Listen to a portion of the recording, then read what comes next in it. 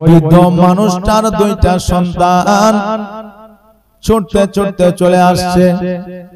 এবার ওই যুবক চিন্তা করে, আল্লাহ,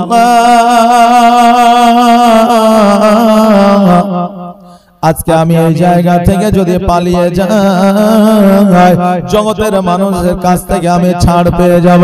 জগতের মানুষ আমাকে চিনতে পারবে না, জগতের মানুষ আমাকে ধরতে পারবে না, জগতের মানুষ আমার বিচার করতে পারবে না। তবে আল্লাহ গো, আমার পাথরের আঘাতে যখন এই বৃদ্ধ মানুষটা মারা গেছে, কিয়ামতের দিন আমাকে জবাব দিতে হবে। দুনিয়ার মধ্যে যদি বিচার না হয়, কিয়ামতের দিন আমার বিচার হবে। তবে দুনিয়ার যে বিচার, সেই বিচারটাই যদি আমার মৃত্যু সাজা হয়, তবুও দুনিয়ার মধ্যে আমার সাজাটা কম হয়ে যাবে। কিন্তু কিয়ামতের দিন যদি আমার বিচার হয়ে যায়, ওই বিচার জগতের মধ্যে এমন কোন সাজা নাই যেই সাজাটা কিয়ামতের চাইতে কম হবে। অতএব আল্লাহ, আমি কিয়ামতের দিন বিচার চাই না, জগতের মধ্যে আমার বিচার হোক। এবার ওই যুবক দাঁড়িয়ে থেকে গেল। ওই বৃদ্ধর দুই সন্তান আসিয়া ওই যুবককে ধরে নিল। ধরে নেওয়ার পরে বলে, শোনো, আজকে পাথরের আঘাত দিয়া তুমি আমার আব্বাকে হত্যা করেছ। চলো চলো, আমাদের রাজার কাছে তোমাকে নিয়ে যাব, আমাদের মন্ত্রীর কাছে তোমাকে নিয়ে যাব, আমাদের রাজা মন্ত্রী তোমার বিচার করবে। ওই সময় আমার আমিরুল মুমিনিন হযরত ওমর ফারুক রাদিয়াল্লাহু তাআলা আনহু, ওই সময় আপনার বিচারক ছিল, ওই সময় আপনার রাজা ছিলেন, ওই সময় আপনার প্রধানমন্ত্রী ছিলেন। ওই যুবক দুইটা, যে যুবক আপনার পাথরে আঘাত করেছিল, তাকে যেন আপনার ধরে নিয়ে চলে গেছে। হযরত আমিরুল মুমিনিনকে সালাম দিলেন, আসসালামু আলাইকা ইয়া আমিরুল মুমিনিন। আমিরুল মুমিনিন হযরত ওমর ফারুক রাদিয়াল্লাহু তাআলা আনহু মসজিদে নববীর সম্মুখে আপনার বসে রয়েছিল।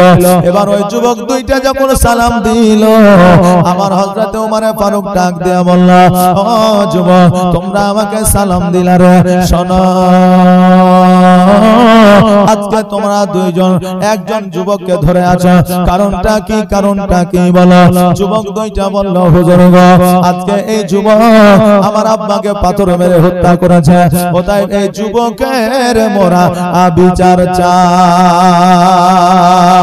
আল্লাহুম্মা সাল্লাল্লাহু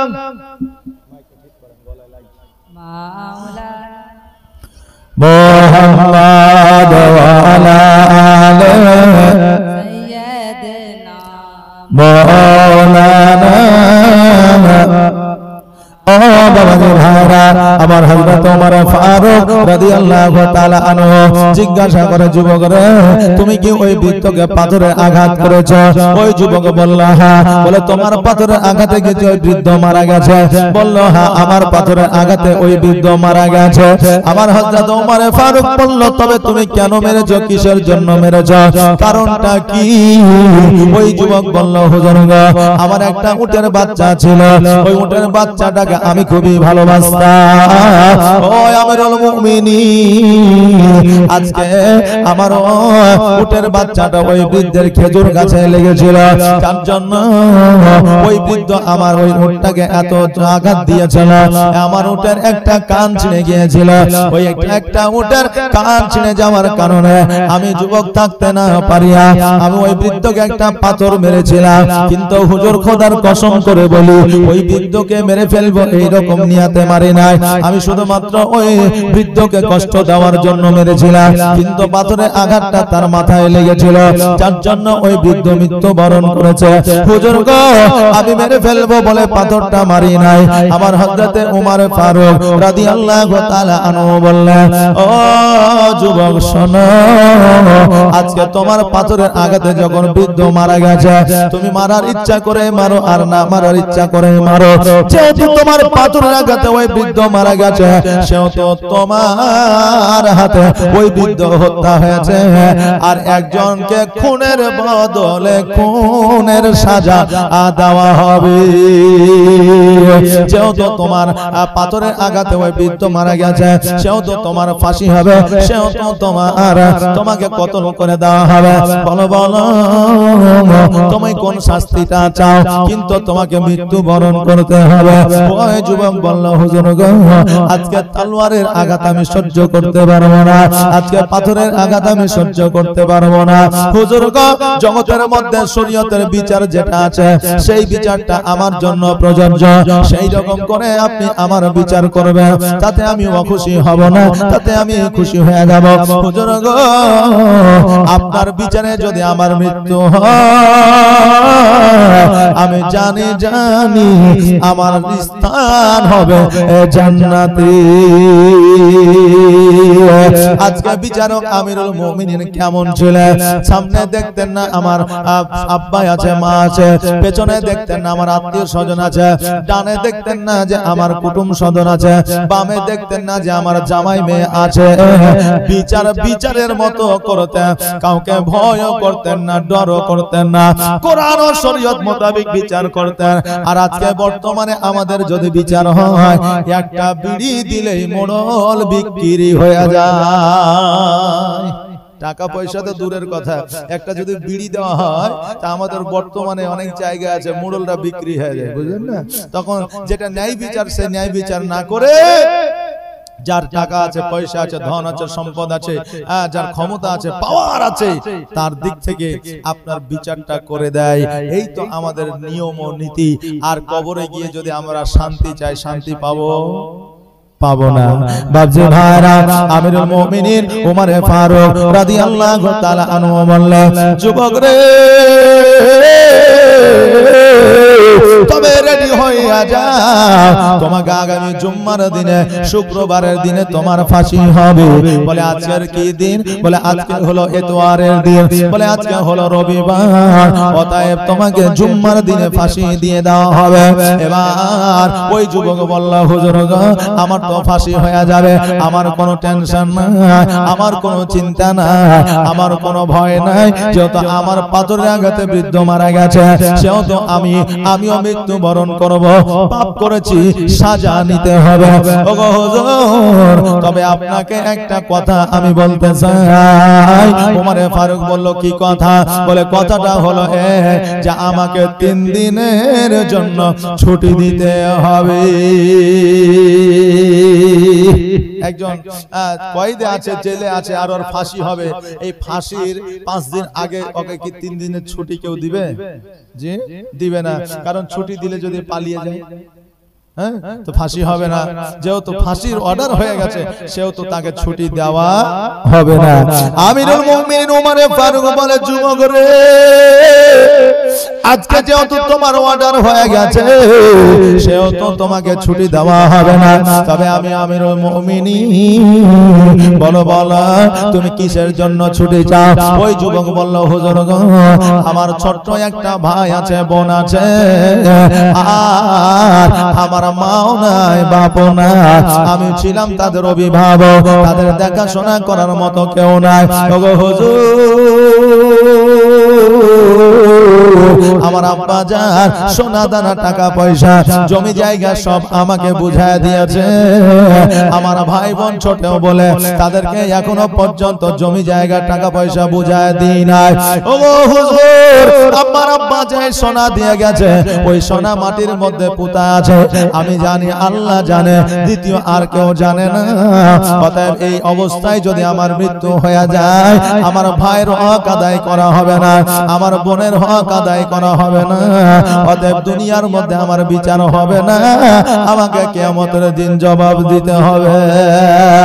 হুজুর গো, আমি পালিয়ে যাওয়ার জন্য আপনার কাছে ছুটি চাই না, আমি ফাঁসি মঞ্চে উঠবো না বলে ছুটি চাই না, আমি ছুটি চাই যে আমার ভাই বোনকে, আমার ভাই বোনের হকটা বুঝায় দেওয়ার জন্য।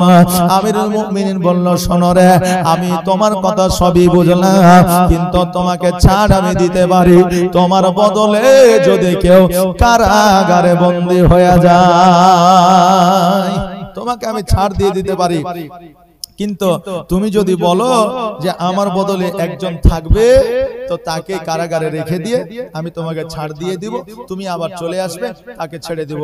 আর তুমি যদি না আসো, তোমার বদলে যে থাকবে তাকে ফাঁসি আমি দিয়ে দিব। যুবক বলল, হুজুর গো, মাফ করবেন বেয়াদবি, এই মদিনায় আমার মা নাই, বাপ নাই, আমার চাচা নাই, চাচি নাই, দাদু নাই, দাদি নাই, নানা নাই, নানি নাই, আত্মীয় স্বজন নাই, বংশধর নাই, পরিচিতি কেউ নাই, বন্ধু বান্ধব নাই। এই জায়গায় আমার বদলে কেউ জেল খাটবে, আমার বদলে কারাদণ্ডে থাকবে, এইরকম কেউ আমার না। আমিরুল মুমিনিন বলল, ও উমর, ও আমিরুল মুমিনিন উমর বলল, ও যুবক শোনরে, তোমার বদলে যদি কেউ না থাকে আমি উমর তোমাকে ছাড় দিতে পারবো না। সঙ্গে সঙ্গে ওই জায়গায় একজন সাহাবী ছিলেন যার নাম হলো হযরত আবু জার গাফফারি। ওই আবু জার গাফফারি দণ্ডায়মান হইলেন, দাঁড়ায়া গেলেন। দাঁড়ায়া যাওয়ার পরে আমিরুল মুমিনিনকে ডাক দিয়া বলে, ও আমিরুল মুমিনিন শোনো, এই যুবককে তুমি ছেড়ে দে, আমি এই যুবকের বদলে আমি কারাদণ্ডে বন্দী হয়ে যাব। আমিরুল মুমিনিন বলে, আবু জার গাফফারি, তুমি একজন আমার নবীজির প্রিয় সাহাবী, তোমার জীবনে ভুল নাই, অন্যায় নাই, তোমার জীবনে গুনাহ নাই, আজকে তোমাকে আমি কেমন করে কারাদণ্ডে বন্দী করতে পারি, আজকে এই যুবকের জন্য তোমাকে কেমন করে জেলখানায় রাখতে পারি। আবু জার গাফফারি বলল, এ আমিরুল মুমিনিন, তুমি যেহেতু সিংহাসনে বসে আছো, তুমি সিংহাসনের কাজটা করো, আর আমার কাজটা আমাকে করতে দাও। ও আমিরুল মুমিনিন, তুমি এই যুবককে ছেড়ে দাও। আমার ওমর ফারুক বলে, আবু জার গাফফারি, এই যুবক যদি ফিরে না আসে, এই যুবক যদি ফাঁসির ভয়ে, মৃত্যুর ভয়ে যদি কোথাও পালায়া যায়, তবে তোমাকে ফাঁসির মঞ্চে দাঁড়াতে হবে। আবু জার গাফফারি বলল, ওমর, এই যুবক আমার মনে হয় না পালিয়ে যাবে, মৃত্যুর ভয়ে এই যুবক কোথাও চলে যাবে আমার মনে হয় না। এই জন্য মনে হয় না এখন বর্তমানে এক ভাই অপর ভাইকে হক বুঝিয়ে দেয় না, এখন বর্তমানে এক ভাই অপর বোনকে হক বুঝিয়ে দেয় না। প্রয়োজনে যদি সুযোগ পায়, বোনের হকটা তারা মেরে খায়। হুজুর গো, এই যুবক যখন তার ভাই বোনের হক বুঝিয়ে দিতে চাইছে, এই যুবক খোদার কসম করে বলি, এই যুবক মিথ্যাবাদী হতে পারে না। জোরে বলেন সুবহানাল্লাহ। এই যুবক যখন তার ভাইয়ের, তার বোনের হক বুঝিয়ে দিতে চাইছে, তো এই যুবক মিথ্যা কথা বলতে পারে না। আর আমাদের এক কাঠা তো দূরের কথা, এক হাত জমি যদি আপনার এক ভাই অপর ভাইয়ের দিকে চাপ দেয়, তা আপনার মারামারি শুরু হয়ে যায়, তীর বল্লম বাইর হয়ে যায়। জেলখানাতে এক ভাই অপর ভাইকে ঢুকাইয়া দেয়, এমনও জায়গা আছে যে জায়গায় খুনাখুনি পর্যন্ত হয়ে যায়। এই তো আমরা মুসলমান, আর বোনদের হক তো আমরা বুঝিয়েই দিই না। যদি বোনরা 2 বিঘা ভাগে পায়, তা আমরা বলবো, বোন রে তুই তো চলে গেছিস পরের বাড়ি, তারও তো জমি জায়গা আছে, তো আমাদের লিস নে, এক কাজ কর 50,000 টাকা লে আর আমাদের জমি গিলে লিখে দে। এখন বোন যদিও মনে করে যে আমার হক লিব, তো এই বোন মান সম্মানে ইজ্জতে পড়ে যায়, ভাইকে বলতে পারে না, মনে মনে চেপে রেখে দেয়, আহারে আমার বাপ নাই, মা নাই, মারা গেছে, আমি যদি কোনোদিন বিপদে পড়ি তো ভাইয়ের কাছে আশ্রয় নিতে হবে, বা আমাকে কমসে কম ভাইয়ের বাড়িতে আসতে হবে, অতএব ভাইয়ের কথাটা মেনে লি। আপনার মজবুরিতে পড়ে তখন ওই বোন বলে, ঠিক আছে ভাই 50,000 টাকা দিও, তোমাকে 2 বিঘা লিখে দেব। আচ্ছা বলেন, 2 বিঘা জমির দাম কি 50,000? যে 2 বিঘা জমির দাম কি 50,000? বোন কিছু না বলতে পারে, ভাইয়ের মহব্বতে, ভাইয়ের ময়াতে, ভাইয়ের দয়াতে পড়ে গিয়ে 50,000 টাকায় 2 বিঘা জমি লিখে দেয়। কিন্তু আপনি মনে করেন না যে বোন লিখে দিয়েছেই বলে আমি ছাড় পেয়ে গেলাম, না, বোনে মন থেকে লিখে দেয়নি, আপনার মজবুরিতে পড়ে লিখে দিয়েছে, যার জন্য এর জবাব কিন্তু আপনাকে কিয়ামতে দিতে হবে। অতএব আপনাদের করজোড়ে অনুরোধ করে বলছি যে আপনারা হক আপনার বোনকে, ভাইকে, আত্মীয় স্বজনকে যতটুকু যে পাবে আপনি বুঝায়া দেন, নইলে এই সামান্য জমি নিবেন, আজকে আপনি খাবেন, কালকে আপনার বেটা খাবে, কিন্তু হিসাব আপনাকে দিতে হবে। যখন বেটাকে বলবে অমুক জায়গায় 2 বিঘা জমি তুই বেশি খেয়েছিস, কিন্তু ওই হকটা তো তোর ফুফুর ছিল, বলবে আল্লাহ হালাত দিয়ে আমি জানি না, কারণ আমার বাপ আমাকে দিয়েছিল। তখন তার বাপকে ধরবে, বলে হ্যাঁ আমি দিয়েছিলাম। গুনার ভাগ কে লিবে? তার বাপ লিবে। খাবে কে? তার ছেলে খাবে। বাপজি ভাইরা, তাহলে দুদিনকার দুনিয়া নিজে গুনাহ করে অপরের শান্তি খুঁজিয়েন না, নিজের শান্তিটা খোঁজার চেষ্টা করেন। বাবাজি ভাইরা, আমার আবু জার গাফফারি বলে, ও আমিরুল মুমিনিন, যেহেতু এই যুবক তার ভাইয়ের হক তার বোনের হক বুঝায় দিতে চায়, এই যুবক কোনোদিন মিথ্যাবাদী হতে পারে না। আমি জেলখানায় থাকবো, এই যুবককে তুমি ছেড়ে দাও। আমিরুল মুমিনিন বলল, আবু জার গাফফারি, দায়িত্বখানা যখন তুমি নিতে চাও, আমি আমিরুল মুমিনিন উমারে ফারুক আমি ছেড়ে দিলাম। আর যুবককে বলে দিল, যাও যাও যাও, তোমার জন্য একজন আল্লাহর নবীর বিখ্যাত সাহাবী জেলখানায় বন্দী রইল, তোমার ভাইয়ের হক তোমার বোনের হক বুঝায়া দাও। তবে যুবক রে, আজকে তুমি 3 দিনের ছুটি চাও কেন? আজকে একদিন ছুটি দিলেই তো হতো। ওই যুবক বলল, হুজুর গো, আমার বাড়ি অনেক দূরে, একদিন যেতে লাগবে, একদিন আসতে লাগবে, আর একদিন হকটা বুঝায় দিতে লাগবে, এই জন্য 3 দিন ছুটি যায়। আমিরুল মুমিনিন উমারে ফারুক রাদিয়াল্লাহু তাআলা আনহু ছুটিটা দিয়ে দিলেন। ওই যুবক আপনার বাড়িতে চলে গেল, ভাইয়ের হক ভাইকে বুঝায় দিল, বোনের হক বোনকে বুঝায় দিল, সোনা দানা উঠায় ভাইদেরকে আপনার দিয়ে দিল।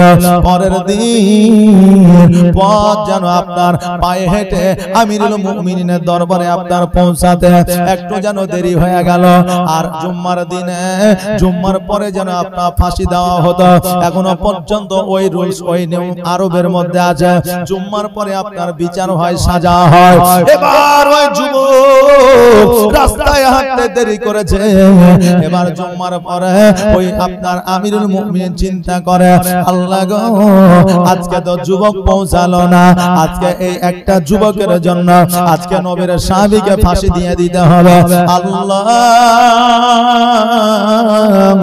নিয়ম যেটা, রুলস যেটা, সেই মোতাবেক আমি আমিরুল মুমিনিনের কাজ করি। আল্লাহ গো, তুমি আমাকে ক্ষমা করে দিও, মাফ করে দিও। আবু জার গাফফারিকে যেন ফাঁসির মঞ্চে উঠায়া দেওয়া হলো। এইদিকে শুধু অর্ডারটার বাকি আছে। এমন অবস্থায় যুবক আওয়াজ দিয়ে সালাম দেয়, আসসালামু আলাইকা ইয়া আমিরুল মুমিনিন, আমি আসতেছি, আমার জন্য আমার নবীর সাহাবীকে ফাঁসি দিয়ে দিয়েন না। ওই যুবক যেন দৌড়াতে দৌড়াতে চলে আসছে। এবার হযরত ওমর আমার আবু জার গাফফারিকে আপনার ফাঁসির মঞ্চ থেকে নামায়া দিল। নামায়া দেওয়ার পরে ওই যুবককে যেন বলল, যুবক রে, তোমার কেন দেরি হয়ে গেল?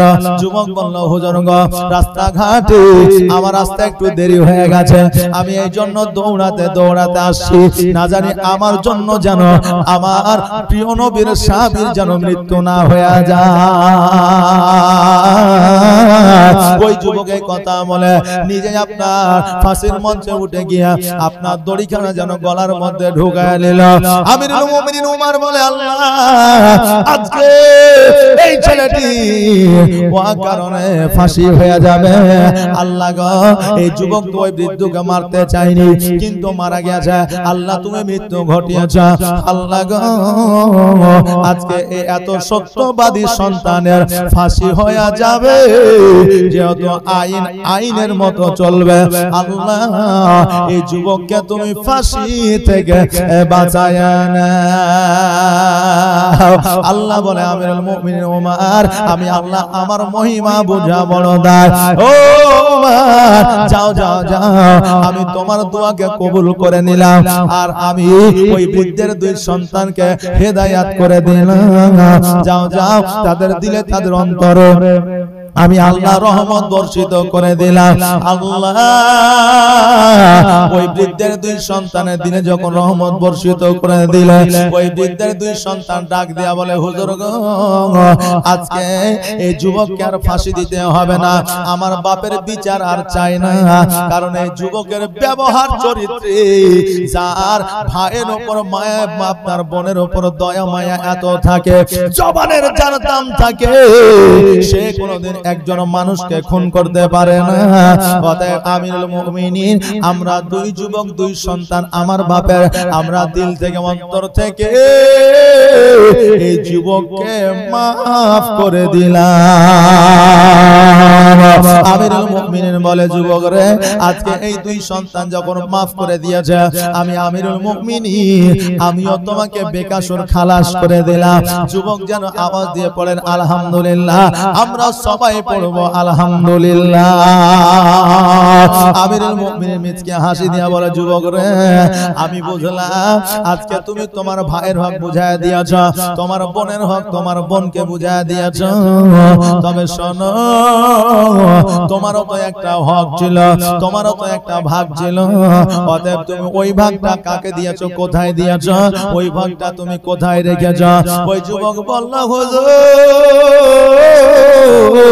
আমার নবীজির সম্পত্তি ছিল জমি ছিল জায়গা ছিল আমার নবীজির বাড়ি ছিল আমার নবীজির সোনা দানা মণি মুক্তা ছিল কিন্তু আমার নবীজি সমস্ত মণি মুক্তা সোনা দানা গুলোকে সমস্ত জমি জায়গাগুলোকে ইতিম মিসকিনদের মধ্যে বিলি বন্টন করে দিয়েছিলেন আর আমার নবীজি ওই খেজুর গাছের ছাউনিতে আপনার বসবাস করেছে খেজুরের ছাল দিয়ে বালিশ বানিয়েছে হযরত খাদিজাতুল কুবরা রাদিয়াল্লাহু তাআলা আনহা আমার নবীজি স্বামী স্ত্রী দুইজনে আপনার খেজুরের ছালকে বালিশ বানিয়ে আপনার শুয়েছে ওগো আমিরুল মুমিনিন আমার নবী ছিলেন এতিম আমার নবীরও বাপ ছিল না মা ছিল না আমিও যুবক আমিও হলাম এতিম আমারও মা ছিল না আমারও বাপ ছিল না আমার মা নাই বাপ না এই জন্য আমার যে হকটা ছিল আমার যে ভাগটা ছিল আমার যে দায়িত্বের আমার যে দায়িত্বের যে সোনা দানা গুলো ছিল ওই সোনা দানা জমি জায়গা টাকা পয়সা গুলো আমি এতিম ফকির মিসকিনদের মধ্যে বিলি বন্টন করে দিয়েছি জোরে বলেন সুবহানাল্লাহ আমি এতিম হয়ে কাঁদি না কেন তোমরা বলতে পারো আমি এতিম হয়ে কাঁদি না কেন তোমরা বলতে পারো এতিম ছিলেন আমার নবী এতিম আমিও আমি এতিম হয়ে কাঁদি না কেন তোমরা বলতে পারো আমি এতিম হয়ে কাঁদি না কেন তোমরা বলতে পারো এতিম ছিলেন আমার নবী এতিম আমিও নেই বাবা মা আমার নেই যে বাড়ি ঘর নেই বাবা মা আমার নেই যে বাড়ি ঘর আমার মতো কপাল পোড়া নেই তো ভাবে তবু মনে নিয়ে সান্ত্বনা কাটাই দিনেরা তবু মনে নিয়ে যন্ত্রণা কাটাই দিনেরা এতিম ছিলেন আমার নবী হযরত মুহাম্মদ এতিম ছিলেন আমার নবী হযরত মুহাম্মদ আমি এতিম হয়ে কাঁদি না কেন তোমরা বলতে পারো আমি এতিম হয়ে কাঁদি না কেন তোমরা বলতে পারো এতিম ছিলেন আমার নবী এতিম আমিও ও বাবাজি ভাইরা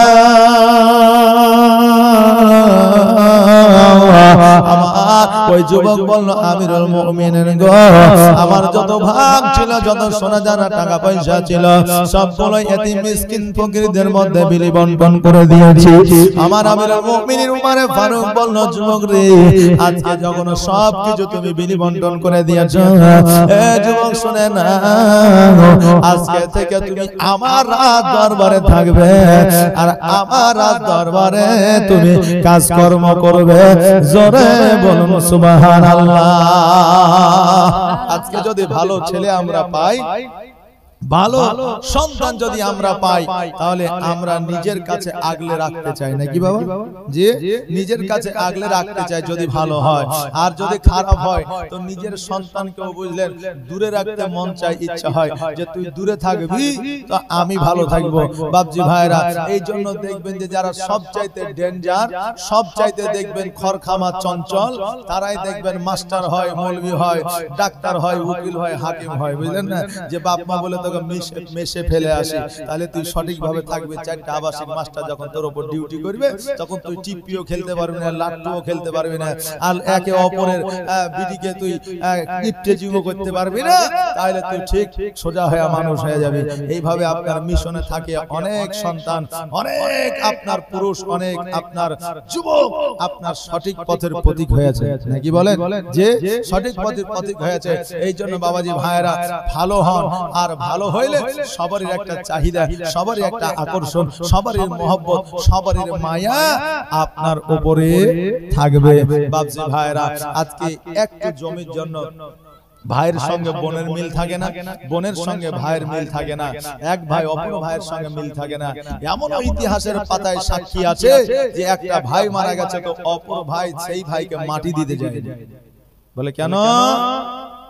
বলে আমার ভাই সদর লিয়াছে আর আমাকে কানটা দিয়েছে, ওই জন্য মাটি দিতে যায়। আচ্ছা বলে আমরা কোন জায়গায় আছে, কোন পরিবেশে আছি, আমাদেরকে আল্লাহ তাবারক তাআলা যেন হেদায়েত করে। সকলে বলেন আমিন সুম্মা আমিন। বাবাজি ভাইরা, আজকে আমরা এক ছটাক জমি ছাড়তে পারি না, কিন্তু আমার হযরতে বেলাল রাদিয়াল্লাহু তাআলা আনহু 1 বছর নয়, 2 বছর নয়, 4 বছর নয়, 5 বছর বয়সে নিজের বাপকে ছেড়েছিলেন, মাকে ছেড়েছিলেন, নিজের বাপ মায়ের জমি জায়গাকে ছেড়ে দিয়েছিলেন একমাত্র এই ইসলামের জন্য। আপনি বলবেন হুজুর গো, বেলালের অনেক ইতিহাস শুনেছি, কিন্তু তার বাপ মায়ের ইতিহাস তো শুনি নাই। সে কিভাবে গোলাম হইল সেটাও তো শুনি নাই, সে কিভাবে বিক্রি হইল সেটাও তো শুনি নাই। আজকে বলে যায়, ওই আমার গ্রামবাসীরা শুনলে, আমার যখন হযরতে বেলাল রাদিয়াল্লাহু তাআলা আনহুর 5 বছর বয়স, তখন তার নিজেদের ছাগল বকরি চড়াইতো।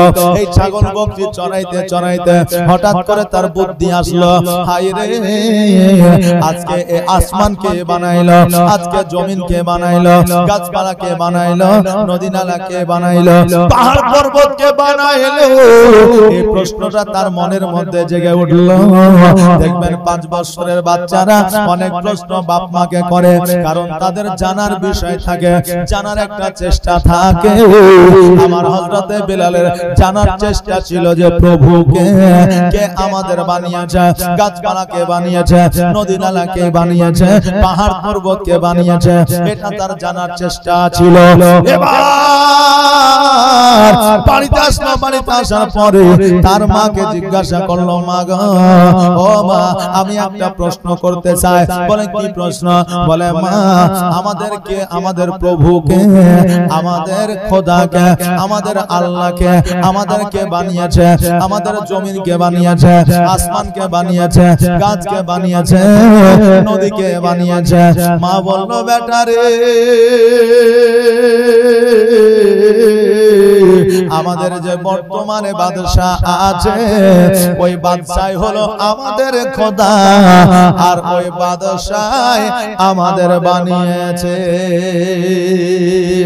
বেলাল বলল, মা, ওই বাদশা আমাদের বানাতে পারে না, কারণ ওই বাদশা তো নিজেই মানুষ, আমার মতো তোমার মতো। অতএব ওই বাদশা কেমন করে ওই বাদশা আমাদের বানাতে পারে? মা গো, নিশ্চয় আমাদের প্রভু আছে, আল্লাহ আছে, নিশ্চয় আমাদের একজন খোদা আছে। মা চিন্তা করে, হায় রে, আজকে যে বাদশা আমাদের খেতে দেয়, পড়তে দেয়, আজকে যে বাদশা আমাদের দেশে থাকতে দেয়, আজকে আমার বেটা দেখে ওই বাদশার বিরুদ্ধে কথা বলে। অতএব এই বাদশা যদি এই রকম কথা শুনতে পায়, আমাকেও দেশ থেকে তাড়াবে, আমাকেও কতল করবে, আমার স্বামীকেও করবে, আমার সন্তানকেও করবে। এই জন্য ওই বেলাল রাদিয়াল্লাহু তাআলা আনহুর মা ওই বেলালকে আর বাড়িতে রাখলো না, ওই বেলালকে নিয়ে গিয়ে ওই রাজা বাদশার কাছে 1 টাকার বিনিময়ে বিক্রয় করে দিল। 1 টাকার বিনিময়ে বিক্রয় করে দিল। আর বাদশা আপনার বেলালকে গোলাম রূপে ব্যবহার করতে আরম্ভ করল। বেলালকে লইয়া আপনার ছাগল বকরি চড়াইতে পাঠিয়ে দিত। এবার বেলালের মনে ওই একই প্রশ্ন ছিল। সকল আপনার রাখালকে যখন বলল, ওই রাখালরা বলল আমাদের প্রভু হলো আমাদের বাদশাহ। বেলাল বলল না না, আমাদের প্রভু বাদশাহ হইতে পারে না। এই খবরটা বাদশার কাছে পৌঁছে গেল। এবার বাদশা বেলালকে ডাকলো। বেলালকে ডাকার পরে বলল, বেলাল রে, আজকে তুমি বলতেছ তোমার নাকি খোদা আছে, আর আমি নাকি তোমার খোদা হইতে পারি না। বেলাল বলল না না না, আপনি আমার খোদা হইতে পারেন না। এই কথা বললেন। এবার বেলাল তার বাড়িতে গোলামি করতে লাগলেন। 1 দিন 2 দিন 4 দিন 5 দিন 7 দিন 8 দিন 1 বছর 2 বছর এইভাবে আপনার বেলাল যুবক পর্যন্ত তার বাড়িতে গোলামি করলো। এবার যখন যুবক হয়ে গেল, বুদ্ধি আরো বেড়ে গেল। এবার বেলাল চিন্তা করে, হায় রে, এই বাদশা আমাদের তৈয়ার করতে পারে না, নিশ্চয় আমাদের আল্লাহ আছে, নিশ্চয় আমাদের খোদা আছে।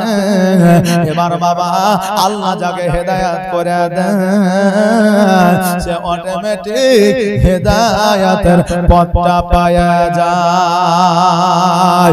আল্লাহ যাকে হেদায়েত করে না, আল্লাহ যাকে হেদায়েত করে না, সে হেদায়েতের পথটা পায় না। আল্লাহুম্মা আলা সাইয়্যিদিনা মাওলানা ওয়ালা আলি মাওলানা মুহাম্মদ। আল্লাহ যাকে হেদায়েত করে না, সে কোনদিন হেদায়েতের পথ পায় না। মনে মনে যতই চিন্তা করুক না কেন, নামাজ পড়বো, রোজা করব, আল্লাহ যদি তাকে হেদায়েত না করে তার দ্বারা সম্ভব হবে না।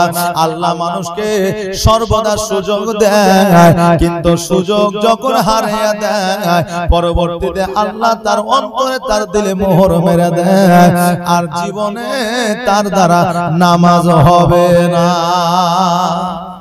অনেকেই বলে যে আজকে তো মাত্র 30 বছর 25 বছর বয়স হলো, কমসে কম 60 বছর হোক তখন নামাজটা পড়বো। এখন তো নামাজ পড়ার বয়সই হয়নি। অনেকে বলে না বলে, কিন্তু আমার আল্লাহ বলছে, যুবক রে, আজকে 30 বছর বয়সে তুই নামাজে গেলি না, মসজিদে গেলি না, 60 বছরে নামাজ পড়বি, আমি আল্লাহ তোর 50 বছরে প্যারালাইসিস দিয়ে দিব। মসজিদে নামাজ পড়া তো দূরের কথা, মসজিদের গলিখানা দেখতে পাবি না। জোরে বলে সুবহানাল্লাহ। অতএব বাবা, সময় থাকতে নামাজ ধরুন, মসজিদে যান, কারণ মওতের কোনো সময় নাই, টাইম নাই। কখন কার মওত হবে এটা একমাত্র আল্লাহ ছাড়া কেউ জানে না। অতএব সময় থাকতে আপনি নামাজ পড়েন। আল্লাহ যাকে হেদায়েত করে সে একমাত্র হেদায়েত হয়। বেলালের কানে যেন সর্বদা সর্বক্ষণ আমার নবীর কলেমা যেন ভেসে আসতো, আমার নবীর কলেমা খানা যেন আসতো। আর ওই কলেমা খানা শুনে শুনে বেলালের যেন মুখস্থ হয়ে গেছিল। ওই বেলাল ওই আওয়াজের সাথে সাথে কালেমাটা পড়তো, আওয়াজটা ভেসে আসতো, ওই আওয়াজের সাথে সাথে বেলাল কালেমাটা পড়তো। এবার সকল রাখালেরা বেলালের কাছ থেকে খবরটা পাইলো, বেলালের মুখ থেকে আপনার শুনলো। শোনার পরে ওই রাখালেরা ওই আপনার বাদশাকে গিয়ে জানালো। বাদশা বেলালকে ডাক দিল, বেলাল রে, আজকে তুমি কালেমা পড়ো, তুমি নাকি মুহাম্মদের কালেমা ধরেছো। বেলাল বলল, আমি মুহাম্মদের কালেমা ধরেছি ঠিকই, কিন্তু ওটাই হলো সত্য ধর্ম, ওটাই হলো আসল ধর্ম, এই জন্য আমি পড়ি। এবার বলল, না না, মুহাম্মদ তোমাদের খোদা হইতে পারে না, আল্লাহ তোমার খোদা হইতে পারে না। আজকে আমি তোমার বাদশা, আমি তোমাকে টাকা দিয়ে কিনে নিয়েছি, তুমি আমার গোলাম, এই জন্য আমি যা বলবো তুমি তাই শুনবে। আমি তোমাকে সৃষ্টি করেছি, তুমি আমার কথা বিশ্বাস করবে। বেলাল বলল না না না, আমি তোমার কথা শুনতে পারবো না, আমি তোমার কথা শুনবো না, এই জন্য তোমার কথা শুনবো না, কারণ হলো তুমি আমার খোদা হইতে পারো না। ওই বাদশা বলল কেন খোদা হতে পারবো না? বলে শোনো গো, আসমান জমি নদী নালা কে বানিয়েছে? ওই বাদশা বলো আমি বানিয়েছি। বলো তোমাকে কে বানিয়েছে? বলে আমি নিজেকে আমি বানিয়েছি। বেলাল বলল না, এটা হতে পারে না, নিজেকে নিজে কেউ বানাতে পারে না, অতএব তুমি মিথ্যা কথা বলো, তুমি আমাদের খোদা হতে পারো না। আমি বেলাল, আমি নবীর কলমা পড়েছি, আমি আওয়াজ পেয়েছি, আমি স্বপ্নের মাধ্যমে দেখেছি, ওটাই আমার মুহাম্মদ যে স্বপ্ন, আমার মুহাম্মদ যে ধর্মের প্রচার করে, ওই প্রচার ওই ধর্মটাই হলো সত্যের ধর্ম। অতএব শুনে না, আমি নবীর কালমা পড়ে মুসলমান হয়েছি, অতএব তোমার কথা আমি মানি না। বাদশা বলল বেলাল রে, তুমি কি জানো তোমার কি শাস্তি হতে পারে? তুমি কার সম্মুখে কি কথা বলছো তুমি কে জানো? বেলাল বলল হ্যাঁ জানি। বলে কি? বলে তুমি বাদশা, আজকে তুমি আমাকে অনেক সাজা দিতে পারো। বাদশা বলল বেলাল, আজকে তুমি কালেমা পড়েছো বলে আজকে তোমার খাবার আমি বন্ধ করে দিতে পারি, আজকে তোমাকে জেলখানায় বন্দী করে দিতে পারি, আজকে তোমাকে অন্যায় ভাবে তোমার প্রতি অত্যাচার করতে পারে। বেলাল বলল বাদশা শোনো গো, আজকে আমাকে যতই আঘাত করো না কেন, আজকে আমাকে খাবার থেকে বিরত রাখো না কেন, আজকে জেলখানায় বন্দী করে দাও না কেন, আমার যতক্ষণ পর্যন্ত জান আছে প্রাণ আছে ততক্ষণ পর্যন্ত আমি বেলাল নবীর কলমা ছাড়ব না। যেমন এই কথা বললেন, এবার বাদশা বলল রে আমার সৈন্যরা, এই বেলালকে ঘরের মধ্যে বন্দী করে দাও, এই বেলালকে জেলখানায় বন্দী করে দাও, খাবার তাকে দিবা না, পানি তাকে দিবা না। ওই বেলাল যখন কষ্টের মধ্যে থাকবে ক্ষুধার্ত অবস্থায়, তখন নবীর কলমা ভুলে যাবে। কিন্তু বাবারে, এই প্রেম তো সেই প্রেম নয় যে কষ্টের মধ্যে পড়লে ভুলে যাবে। না না না, আমার বেলালকে যখন বন্দী করে দেওয়া হলো, বেলাল একদিন দুই দিন তিন দিন চার দিন পাঁচ দিন সাত দিন অতিবাহিত করে দিল ক্ষুধার্ত অবস্থায় পানি না খাইয়া। কিন্তু এ বেলাল নবীর প্রেমে পড়িয়া 7 দিন কিছু না খায়া অতিবাহিত করে দিল। আরে আজকে আমরা একদিন রোজা করি, একদিন রোজা করি, আর ওই রোজা করার পরে যখন ইফতার করে খাবার খাওয়া তো দূরের কথা, পানি খেয়ে পেট লোড হয়ে যায় নাকি বলেন? খাবার খেতে পারা যায় না, দুটো খেজুর খেলে আগে এক জগ পানি। এবার তারাবিতে যাই বুঝলেন, উঠতেও পারি না আর বসতেও পারি না। এবার অনেকেই তো খাওয়া দাওয়ার পরে বলে যে আজকে তারাবি পড়তে যাবো না। বলে কেন রে?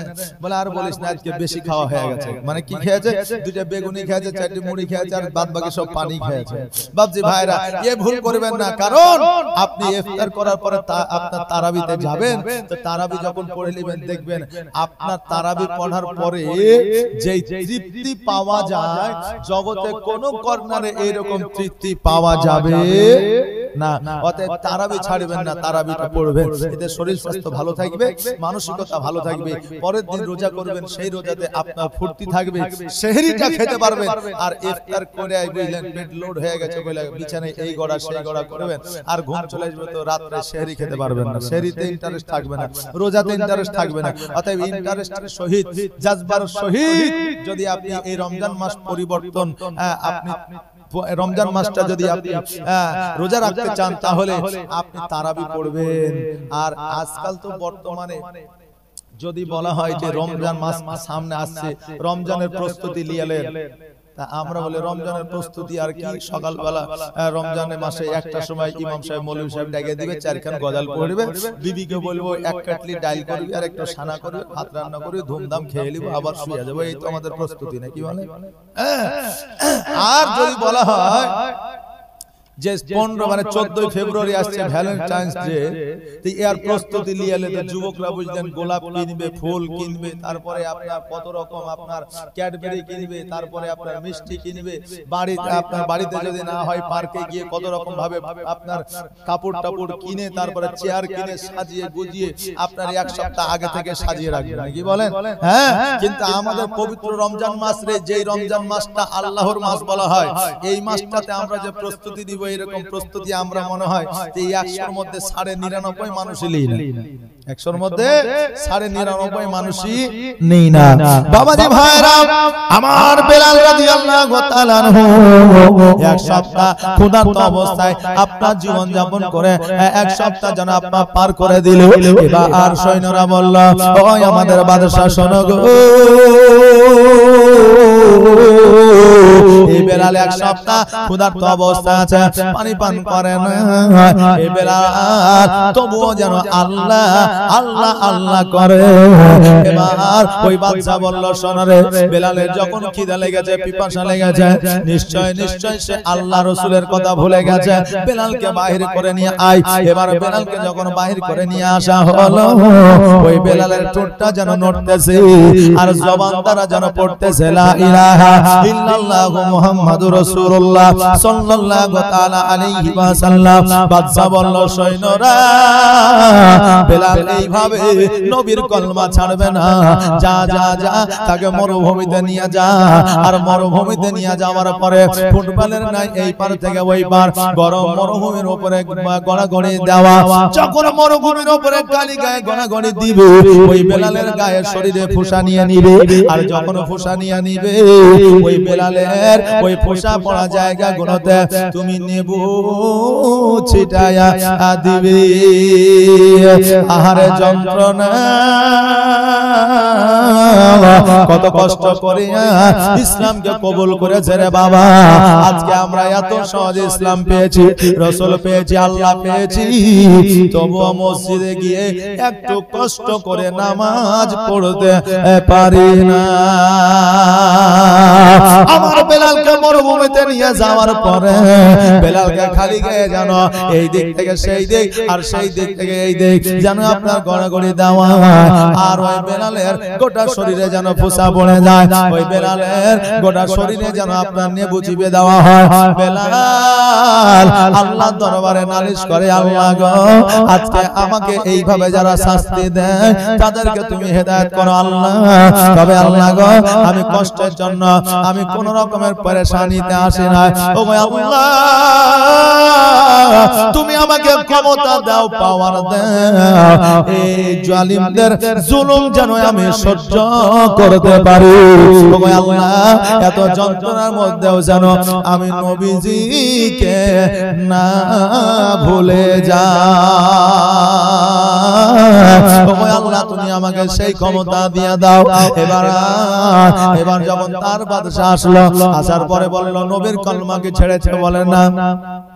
এবার উমাইয়া বলল, বাদশা বলল যে এবার এক কাজ কর, বেলাল যখন নবীর কলমা পড়া বন্ধ করছে না, তার জিহ্বার মধ্যে একটা গরম শিক ঢুকায়া দে। তার জিহ্বাটা যখন খাম হয়ে যাবে, কত বিক্ষত হয়ে যাবে, জিহ্বার মধ্যে যখন শিক ঢুকানো থাকবে, তখন ওই বেলালের জবান দ্বারা নবীর কলমা বাহির হবে না। ওই বাদশা যেন বাবা এবার একটা শিককে যেন গরম করে ওই বেলালের জবানে, বেলালের যেন জিহ্বাতে ওই শিকটাকে যেন আপনার ঢুকায় দেওয়া হলো। বেলাল দুই চোখের পানি ছেড়ে দিয়া বাদশা উমাইয়াকে বলে, বাদশা রে, আজকে তুমি আমার জিহ্বা কেটে নিতে পারো, আজকে তুমি আমার জিহ্বা ফুটায় দিতে পারো, আজকে তুমি আমার গর্দান কেটে নিতে পারো, আজকে তুমি আমাকে আমার প্রাণটা তুমি কেড়ে নিতে পারো, কিন্তু তুমি শুনে নাও, শুনে নাও, আজকে আমার জীবনে যতক্ষণ প্রাণ আছে, যতক্ষণ পর্যন্ত আমার জান আছে, ততক্ষণ পর্যন্ত আমি নবীর কলমা ছাড়ব না।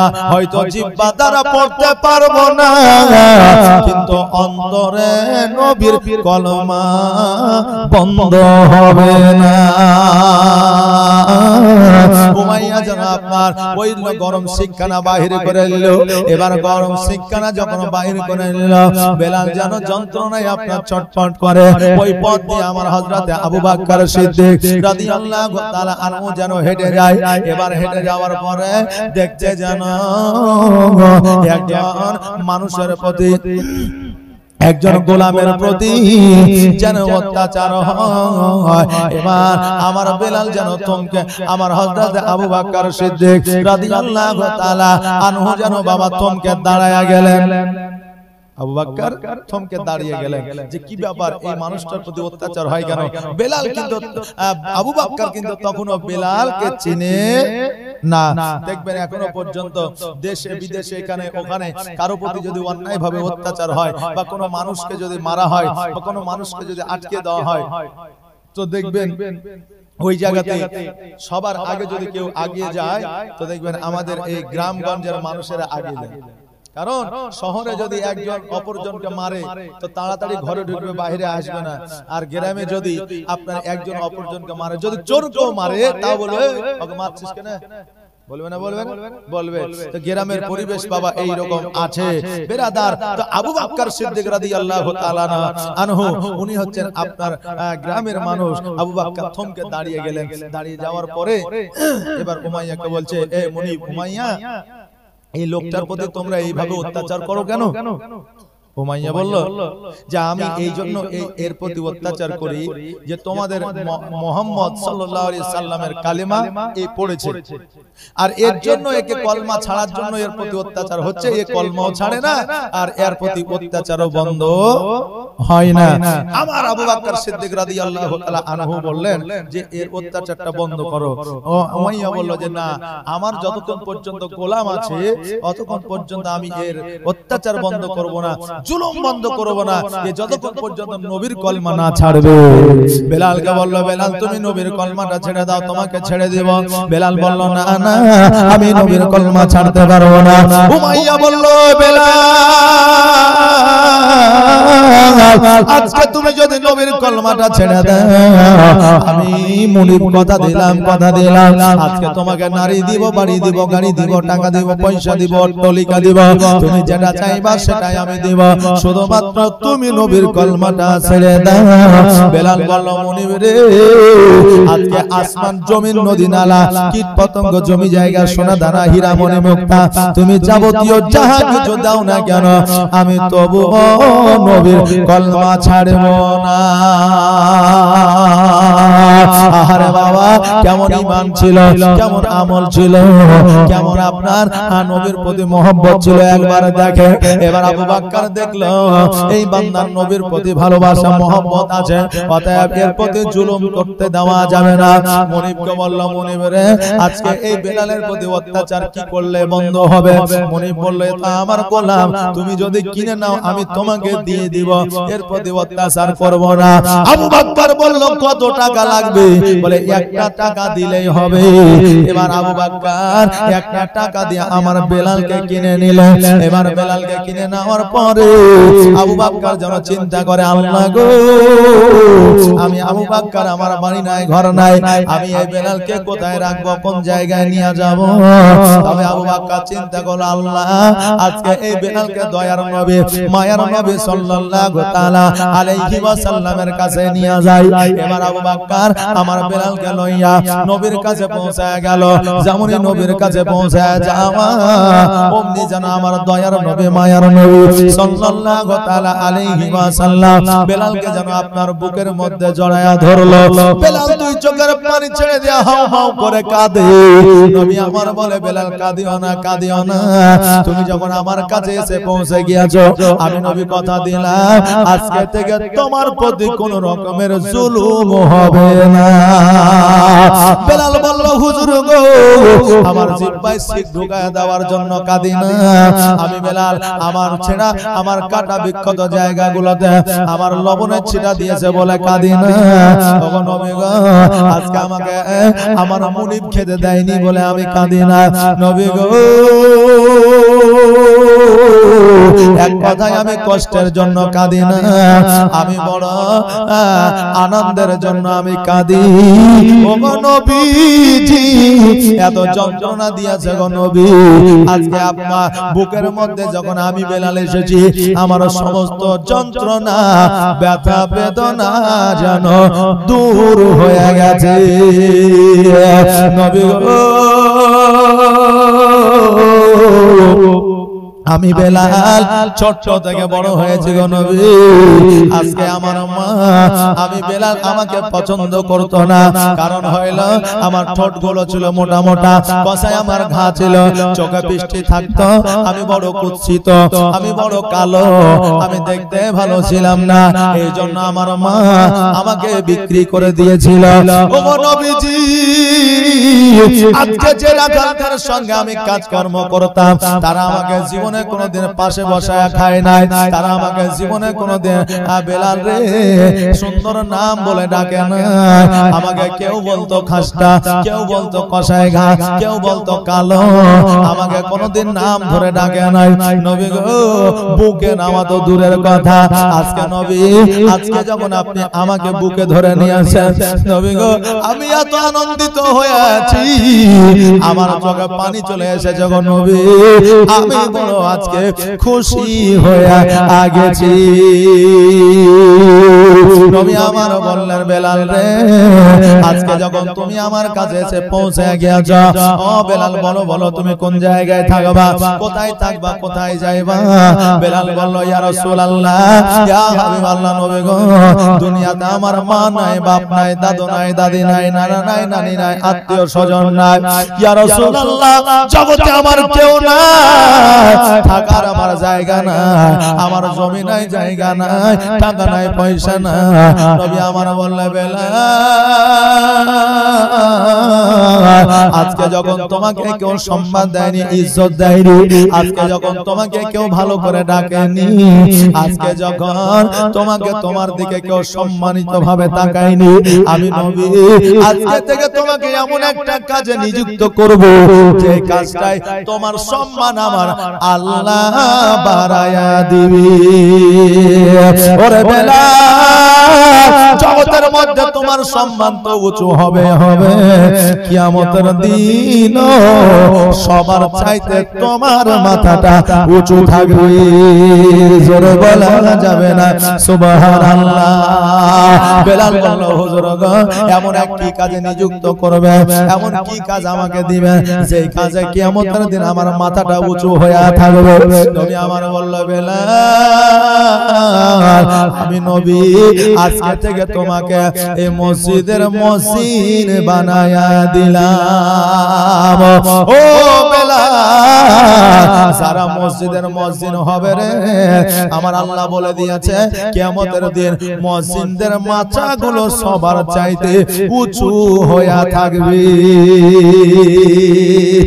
যারা মসজিদের মসজিদ হবে তাদের মাথাটা কিয়ামতের দিন সব চাইতে উঁচু হয়ে থাকবে জোরে বলেন সুবহানাল্লাহ আর আজকে বাবাজি ভাইরা এই মসজিদে আজান দেওয়ার জন্য লোক পাওয়া যায় না অনেক জায়গায় মসজিদে আজানই হয় না জি আমি যোহরের নামাজের সময় বাইকে করে চলে যাচ্ছি হঠাৎ করে কয়েকজন যুবক ছেলে বুঝলেন যেখানে মসজিদ থাকে সেখানে আবার কয়েকটা দোকানও থাকে হঠাৎ করে দাঁড় করে বলছে হুজুর আপনি কি নামাজ পড়েছেন বলেন না আমি তো নামাজ পড়া হয়নি বলে হুজুর এই মসজিদে এখনো পর্যন্ত কেউ আসেনি আজানও দেয়নি একটু আজানটা দিয়া নামাজটা পড়লেন কেন কথা বুঝলেন অথচ ওই গায়ে সবই মুসলমান বসবাস করে এমন মসজিদ আছে যে আজান দেওয়ার মতো লোক পাওয়া যায় না তখন কি করে যারা বৃদ্ধ মানুষ 70 75 80 বছর বয়স হয়ে গেছে যাদের দাঁত নাই আজানের শব্দ ঠিকঠাক হয় না তারাকে দেওয়া হয় যে আজানটা দিও, আর তারাও দেখে যে আর কদিন পর তো মরে যাব, তো কমসে কম একটু যত তাড়াতাড়ি পারি নেকি গিয়ে একটু কামিয়ে নি। এই জন্য টাইম টু টাইম মোটামুটি মসজিদে এসে আজানটা দেওয়ার চেষ্টা করে। কিন্তু বাবজি ভাইরা, আমরা মনে করি যে আমরা আমাদের ভাষায় আজান দিই বলে হয়তো আমাদের নেকি হয়, কিন্তু না, আমাদের আজানের শব্দ যদি সঠিক না হয়, কোরআনের শব্দ যদি সঠিক না হয়, তা আমাদের কোরআন পড়ে আজান দিয়ে নেকির জায়গাতে গুনাহ হয়ে যায়। জোরে বলেন নাউজুবিল্লাহ। নেকির জায়গায় গুনাহ হয়ে যায়। এই জন্য আজান কিভাবে দিতে হবে, কোরআন কিভাবে পড়তে হবে, এটা আমাদের শিক্ষার দরকার আছে, জানা আমাদের দরকার আছে। এখন দেখবেন অনেকে মসজিদে ভোর রাতে আজান দেয়, আসসালাতু খায়রুল মিনারে নাউম, মানে মিনারে নাও। এখন খায়রুল যদি দেশে থাকে তো চিন্তা করে এই এমন মসজিদ যে আমি খায়রুল, আমাকে যতক্ষণ পর্যন্ত স্মরণ না করে আর আজানই হয় না, যে আরে আজানই হয় না। তো বুঝলেন, এইরকম ভাবে আজান আমাদের অনেক মসজিদে হয়।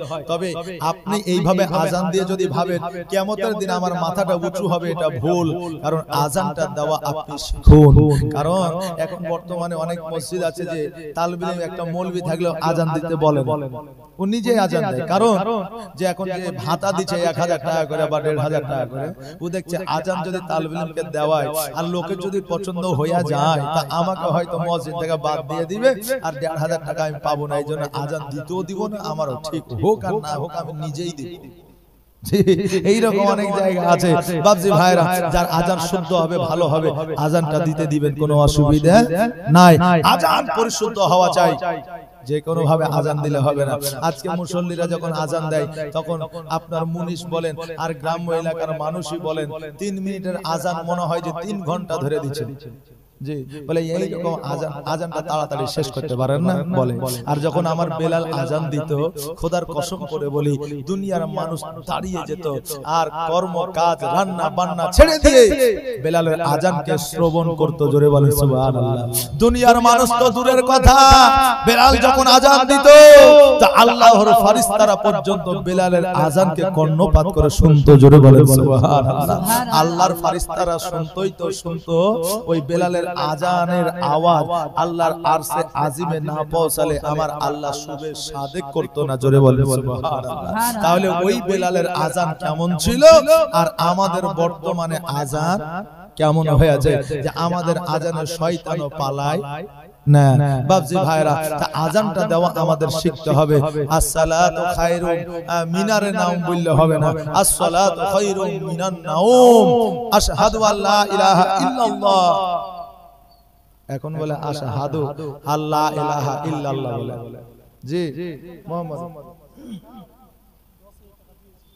জি ওটা বলছি, কালেকশনের সময় বলবেন, এখন ওয়াচ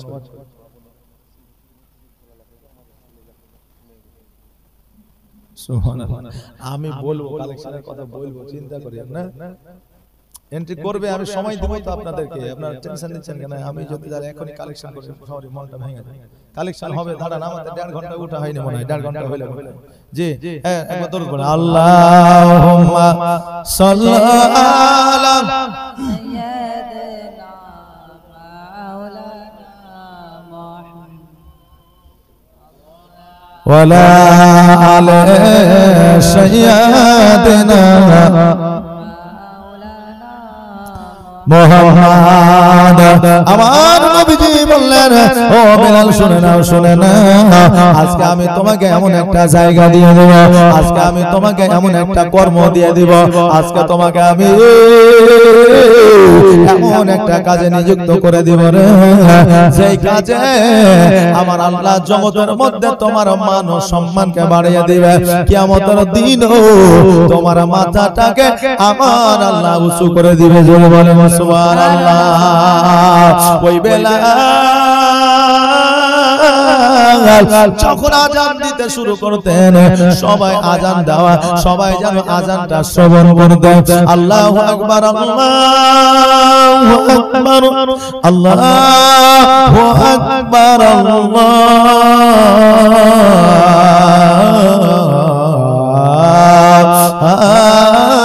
আল্লাহু আকবার। আকবার আশহাদু আল্লা ইলাহা ইল্লাল্লাহ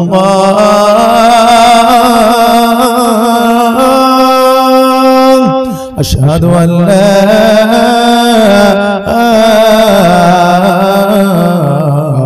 ইলাহা ইল্লাল্লাহ।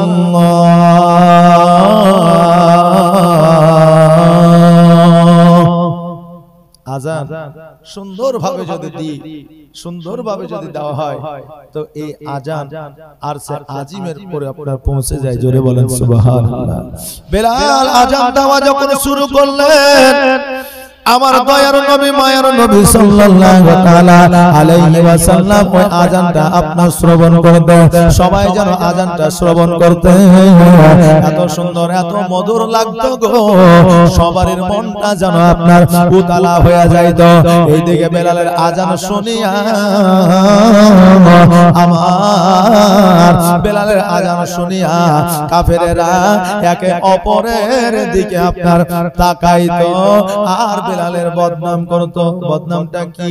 বলে বদনামটা হলো যে বেলালের জিহ্বার মধ্যে যে শিকটা ঢুকায় দিয়েছিল, ওই শিকটা ঢুকায় দেওয়ার কারণে বেলালে বাবা আপনার তোতলা হয়ে গেছিল। আর আশহাদু আল্লা ইলাহা ইল্লাল্লাহ এই শব্দটা বলতে গিয়ে আপনার তোতলে যেত, মানে মতলব আলাদা হয়ে যেত। এই জন্য কাফেরেরা একে অপরে এই আওয়াজটা শুনিয়ে আপনার হাসাহাসি করতো।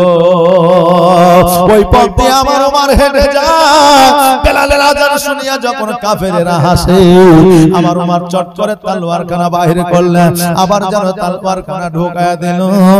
আমার ওমর বলল, আল্লাহ আজকে এইভাবে প্রতিবাদ করলে হবে না, আমার দয়ার নবী মায়ার নবী সাল্লাল্লাহু তাআলা আলাইহি ওয়াসাল্লামের কাছে আদেশ নিতে হবে, অনুমতি নিতে হবে। আমার নবী যদি অনুমতি দিয়ে দেন, আমি ওমর তাদেরকে ছাড়ব না। আমার নবীজির কাছে গেলে আর আমার নবীজিকে বললেন, আমার নবীজিকে বললেন, ইয়া রাসূলুল্লাহ ইয়া হাবিবাল্লাহ, নবী গো কাফেররা বেলালের আযানের বদনাম করে, অতএব আপনি আমাকে একবার অর্ডার দিয়ে দেন, আমি তাদের ধর থেকে মাথাটা আলাদা করে দেব। নবী আমার বললেন, ওমর রাগান্বিত হয় না, রাগান্বিত হয়ে কোনো লাভ হবে না, কারণ হইল বেলালের আযান তোতলা হয়, মানে মতলব আলাদা হয়, এটা আমি বুঝি তুমি বোঝো, কিন্তু তারা তো বুঝে না। ও ওমর শোনো শোনো, যখন ওই কাফেরেরা আলোচনা সমালোচনা করে, আমি নবী কথা দিলাম আগামী কাল ফজর থেকে আযান বেলাল দিবে না, আযান হযরতে ওসমান গনি দিবে। ফজর থেকে বেলাল আযান দিবে না, হযরতে ওসমান গনি আযানটা দিবে। এবার বাবাজি ভাইরা এশার নামাজ হয়ে গেল, এশার নামাজ হয়ে যাওয়ার পরে বেলালকে বলল, বেলাল রে আজকে ফজর থেকে তোমাকে আযান দিতে হবে না। যখন এই কথা বললেন, বেলাল বলল, হুজুর গো আপনি যেটা বলবেন সেটাই হবে। কোনো কথা বললেন না, বার্তা বললেন না, কোনো আওয়াজ করলেন না। আমার নবী বললেন, বেলাল তুমি আযান দিবে না ঠিকই, কিন্তু এই জায়গা থেকে তুমি যাবে না, তোমার যে হুজরাখানা আছে ওই হুজরাখানায় তুমি থাকবে। মসজিদ থাকলে রে বাবা একটা বারান্দার দরকার আছে, প্রয়োজন আছে, ওই বারান্দা একটা হুজরাখানা ইমাম থাকার একটা ঘরের দরকার আছে। কারণ একটা মানুষ মসজিদে ঘুমাতে পারে না, মসজিদের মধ্যে গল্প করতে পারে না, মসজিদের মধ্যে খাবার খাইতে পারে না, এই জন্য বারান্দায় বসে খাবে, বসবে, গল্প করবে, আর আপনার হুজরাখানায় ঘুমাবে, শুবে। এই জন্য হুজরাখানা করা, মসজিদের বারান্দা করা, এটা আমার নবীর সুন্নাত। ও বাবাজি ভাইরা, আপনার হযরতে বেলাল রাদিয়াল্লাহু তাআলা আনহু হুজরাখানায় ঢুকে গেলেন, আর যেন আমার নবীজি বাসভবনে গেলেন, সমস্ত সাহাবীরা নিজের নিজের ঘরে গেলেন। এবার মধ্যরাত্রি হয়েছে, সবাই তাহাজ্জুদের নামাজ পড়েছে। তাহাজ্জুদের নামাজ পড়ার পরে এবার ফজরের ওয়াক্ত আসার কথা, কিন্তু ফজরের ওয়াক্ত আসে না, শুভে সাদেক যেন হয় না। এবার হযরত ওমর ফারুক গুটি গুটি পায়ে আমার নবীর কাছে গেলেন, যাওয়ার পরে বললেন, ইয়া রাসূলুল্লাহ রাসূলুল্লাহ ইয়া হাবিবাল্লাহ নবী গো তাহাজ্জুদের নামাজ কমপ্লিট হইলে ফজরের ওয়াক্ত আসে ফজরের সময় আসে আজকে কেন ফজরের সময় ওয়াক্ত আসে না আমার নবী বলে ওমর যাও যাও বাড়ির দিকে যাও আমার আল্লাহ যখন রাত্রি দিয়েছে দিন অতি অবশ্যই দিবে ওমর বাড়িতে গেলেন তারপরে আবু বকর সিদ্দিক এসে হাজির হলেন আবু বকরকে বলল যাও যাও বাড়িতে যাও আল্লাহ সকাল দিবে আব্দুল্লাহ ইবনে আনসারী আসিয়া বলে হুজুর গো সকাল কেন হয় না আমার নবী বললে যাও যাও বাড়িতে যাও সকাল হবে আল্লাহ সকাল করবে এবার বলল শোনো গো তো এবার যেন আলী এসে হাজির হইল সবাই এসে যখন হাজির হইল সবাইকে বাড়ি পাঠিয়ে দিল বলল সকাল হবে আমার আল্লাহ তাবারক তাআলা ডাক দেয়া বলল ও জিবরাইল দেরি করো না যাও যাও জলদি করে যাও আমার নবীকে জানায়া দে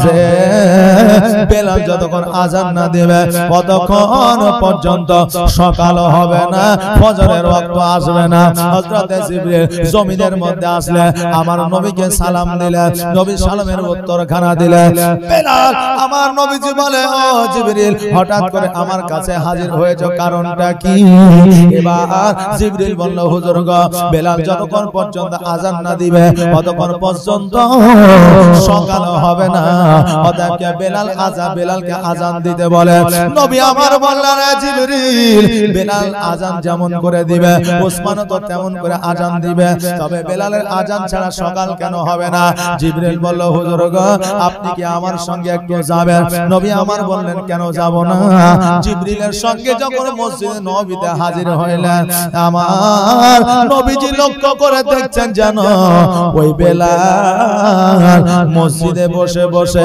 ফজর নয়নে কাঁদতেছে আর এত কাঁদা কেঁদেছে পুরো মসজিদ যেন ভিজায়া দিয়েছে জোরে বলুন সুবহানাল্লাহ নবী আমার বললেন বেলাল তুমি এইভাবে কেন কাঁদো তোমার চোখে কেন পানি বেলাল বলল নবী গো আজকে আযান দেওয়া থেকে বাতিল হয়েছে বলে কাঁদি না আজকে আপনি আমাকে আযান দিতে বারণ করেছেন বলে কাঁদি না ইয়া রাসূলুল্লাহ আমি যে ভালোবাসা মহব্বতটুকু পাইতাম ওই মহব্বতটুকু আমি আর পাবো না বলে কেমন মহব্বত বলে হুজুর গো আমি যখন আযান দিতাম আশহাদু আন্না মুহাম্মাদুর রাসূলুল্লাহ যখন বলতাম নবী আপনাকে আঙ্গুল দিয়ে দেখাতাম যখন আমি একামত দিতাম আপনাকে আঙ্গুল দিয়ে আমি দেখাতাম ইয়া রাসূলুল্লাহ আমি কালকে থেকে আযান দিতে পাবো না আর আপনাকে আমি আঙ্গুল দিয়ে দেখাতেও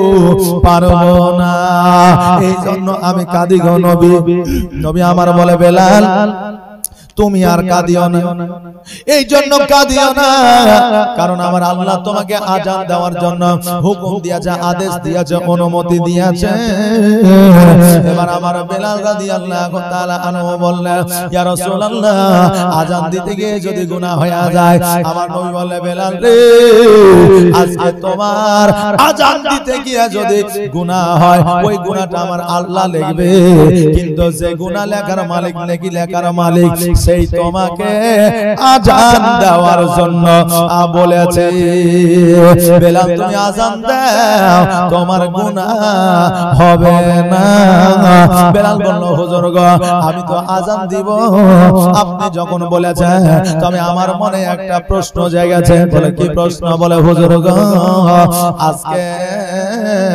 সবার আগে জান্নাতে কে যাবে বলে হুজুর সবার আগে জান্নাতে কে যাবে আমার নবী বললে বেলাল তুমি যাবা বেলাল মিচকে হাসি দিয়া বলে হুজুর গো আজকে যেই যুবকদের জান্নাতের সরদার হবে ইমাম হাসান হোসেন আমি কি ইমাম হাসান হোসেনের আগে জান্নাতে যাব বেলাল নবী আমার বললেন হ্যাঁ বেলাল বলে হুজুর আমি অত বড় সেলফিশম্যান নয় আমি অত বড় স্বার্থপর নয় যে আমি নবীর আগে জান্নাতে যাব ইমাম হাসান হোসেনের আগে জান্নাতে যাব আবু বকরের আগে জান্নাতে যাব ওমরের আগে জান্নাতে যাব ইয়া রাসূলুল্লাহ আমি এদের আগে জান্নাতে যেতে পারবো না।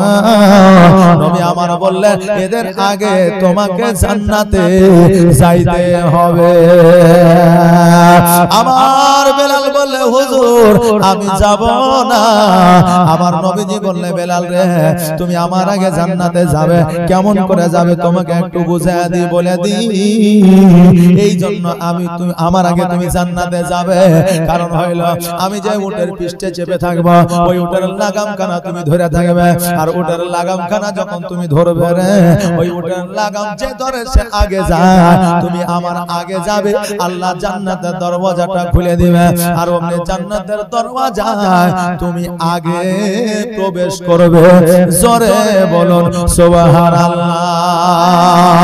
বেলাল মিচকে হাসি দিয়া বলে ইয়া রাসূলুল্লাহ ইয়া হাবিবাল্লাহ নবী গো, আজকে আমি বেলাল কথা দিলাম যতদিন পর্যন্ত জান আছে প্রাণ আছে মান আছে ততদিন পর্যন্ত আমি আযান দেওয়া বন্ধ করব না। আল্লাহর নবী নূরের নবী গো, আপনি নবী আমার আজীবনের জীবন, আপনি আমার জীবন সাথী, অন্ধকার কবরের বাতি, আপনি আমার জীবন সাথী, অন্ধকার কবরের বাতি, আপনি নবী আমার নির্জনের একজন। আল্লাহর নবী নূরের নবী গো, আপনি নবী আমার আজীবনের জীবন, আর দেখা আপনার মুআজিজা ভাগবতী খাদিজা, আর দেখে আপনার মুআজিজা ভাগবতী খাদিজা, সব দিল নবী আজীবন আর মরণ। আল্লাহর নবী নূরের নবী গো, আপনি নবী আমার আজীবনের জীবন, আপনি আমার জীবন সাথী, অন্ধকার কবরের বাতি, আপনি নবী আমার নির্জনের একজন। আল্লাহর নবী নূরের নবী গো, আপনি নবী আমার আজীবনের জীবন। ও বাবাজি ভাইরা, আমার বেলাল রাদিয়াল্লাহু তাআলা আনহু আমার নবীজির সর্বদা সর্বক্ষণ কথা শুনতে, আমার নবীজির সব সময় কাছাকাছি থাকতে। বেলাল আযান দিতে আমার নবীকে বেলাল এত ভালোবাসতেন গো, বেলাল একটা বেলা নবীকে না দেখে বেলাল যেন থাকতে পারতো না। বেলাল যেমন নবীকে ভালোবেসেছে আমরাও তো নবীকে তেমনি ভালোবাসা দিব, তাই কিনা? আমরা নবীর প্রেমিক না প্রেমিক না, আমরা নবীর আশিক। বাবজি ভাইরা আমার মায়েরা, আজকে আমরাও নবীর আশিক, নবীকে ভালোবাসি, নবীর নামে দরুদ পড়ি, নবীকে সালাত ও সালাম করি, নবীর নাম শুনলে মুখে চুম্বন করি। ওগো আল্লাহর বান্দারা, আমরা নবীর প্রেমিক নবীর ভক্ত। আজকে এই নবীর জন্য বেলাল নিজের জীবন আপনার ত্যাগ করে দিয়েছিল। আজকে বাবাজি ভাইরা, আমাদের জীবন ত্যাগ করতে হয় না, আপনারা যুদ্ধের ময়দানে যেতে হয় না, আজকে আমাদের জিহাদের ময়দানে যেতে হয় না, তীর বল্লম পিস্তল হাতে নিতে হয় না, আজকে আমাদের প্রাণের ভয় নাই, জানের ভয় নাই। আজকে শুধুমাত্র নবীর মহব্বতে নবীর মাদ্রাসা, আল্লাহর ঘর আর মসজিদে ইবাদত করা দরকার আছে। মসজিদ মাদ্রাসায় দান আর আল্লাহর ঘরে ইবাদত আমাদের দরকার আছে। এটাই হলো নবীর প্রেমিক, নবীর মহব্বতের একটা প্রমাণ। তাই বলবো বাপজি গো, এই বেলালের মতো নবীকে মহব্বত করে চারটা বাপ আমার বেশি নয় 2000, 5টা বাপ আমার 2000 করে আপনার 10,000 টাকা একটু বাপজিরা একটু তাড়াতাড়ি করে দিয়েন তো। জীবনে দেখেন শুরু হবে।